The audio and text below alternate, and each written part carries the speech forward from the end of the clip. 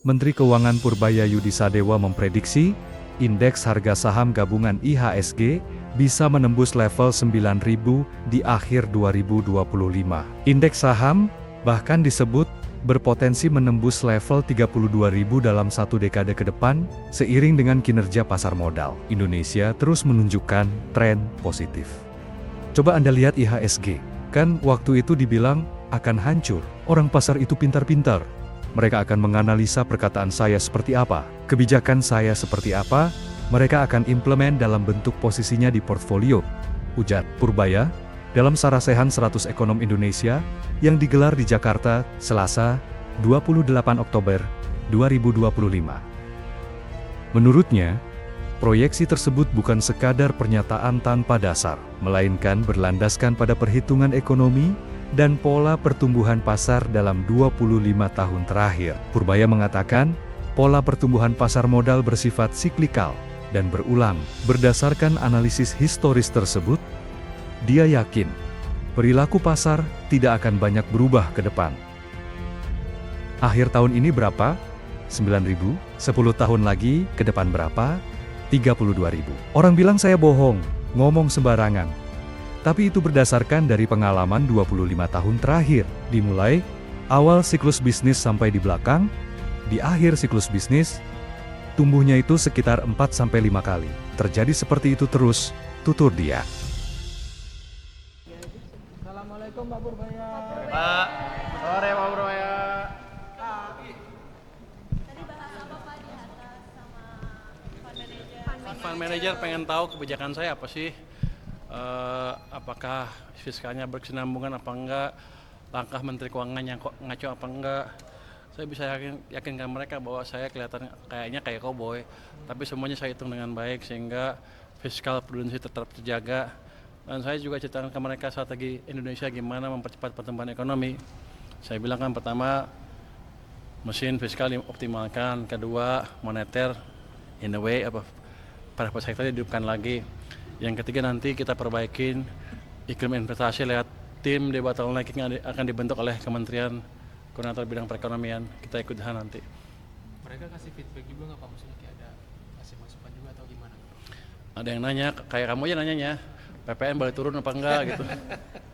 Enak aja bilang. Saya bilang sekarang kita belum dalam posisi untuk ngitung itu karena saya belum tahu sebetulnya kondisi perpajakan sama custom kita seperti apa. Setelah kita coba perbaiki nih, triwulan 1 triwulan terakhir kan saya lihat nanti kalau sudah saya clear gambarnya seperti apa, baru kita lihat, kita hitung ulang. Kalau sekarang terlalu dini karena kita sekarang langkahnya menstabilkan dulu pendapatan dari pajak maupun cukai. Habis itu baru kita cari langkah yang lain kalau memang diperluin.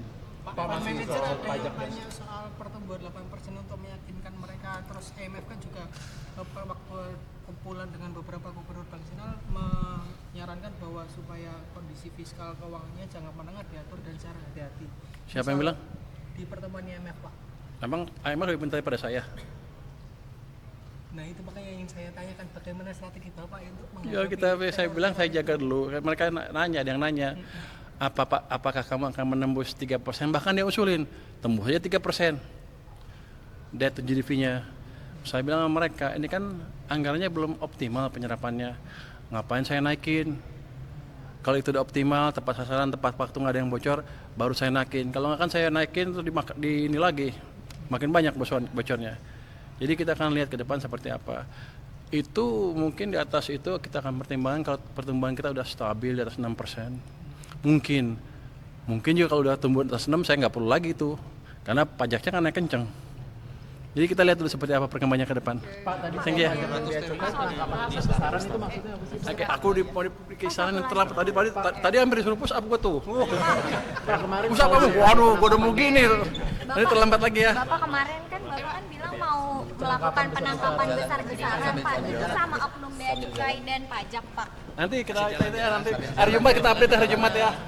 kasih jalan ya. Nanti gua suruh push up malu gua. Makasih Pak Pur. Makasih Pak Pur. jatuh Pak.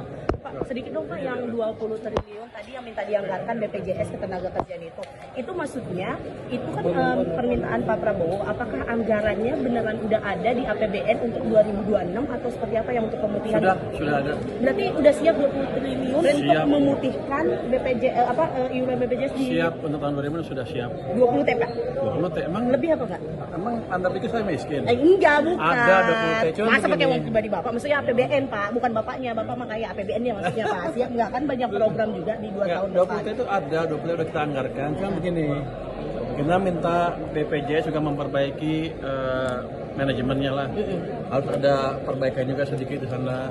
Misalnya mereka udah mengungkapkan ada banyak program-program mungkin dari Kementerian Kesehatan yang mewajibkan rumah sakit membeli alat-alat yang kemahalan dan kebanyakan. Ya saya bilang udah kok diskusi aja dengan Kementerian Kesehatan, kita kurangin yang gitu-gitu. Jadi saya juga minta mereka mengefektifkan IT yang mereka punya. Mereka rupanya punya 200 orang yang kerja di IT. Itu udah perusahaan komputer sendiri. Gede banget saya bilang, ya udah lo bikin lebih optimal dengan cara mengintegrasikan seluruh IT mereka seluruh Indonesia dan pakai AI sehingga program nanti kalau ada klaim-klaim yang nggak jelas kelihatan langsung terdeteksi. Misalnya sakit ini harusnya ini. Cuma sakit sana mintanya obatnya lain. Itu kan patut investigasi. Yang gitu-gitu kan diselesaikan dengan cepat. Jadi saya harapkan sih 6 bulan ke depan itu udah bekerja. Mereka bilang bisa.